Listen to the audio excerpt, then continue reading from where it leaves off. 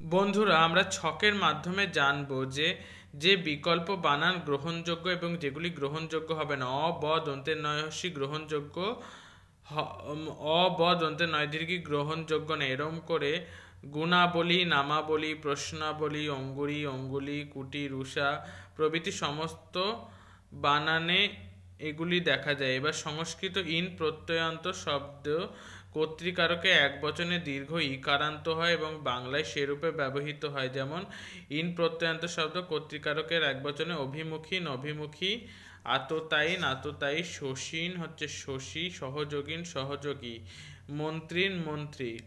এই শব্দগুলি যখন সমাসবদ্ধ হয় বা সংস্কৃত প্রত্যয়যুক্ত হয় তখন শব্দের শেষে দীর্ঘই আবার হস্যইতে পরিণত হয়। যেমন শশীন থেকে শশী ভূষণ, মন্ত্রীন থেকে মন্ত্রী সভা এবং সহযোগীন থেকে সহযোগিতা বা সহযোগিতা।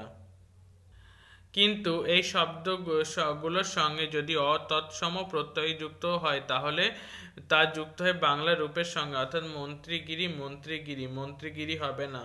আর অতৎসম শব্দের ক্ষেত্রে দীর্ঘ স্বরের বদলে হ্রস্ব স্বরের ব্যবহার সমর্থনযোগ্য। যেমন হীরা থেকে হিরে, পক্ষী থেকে পাখি, ধুলি থেকে ধুলা বা ধুলো।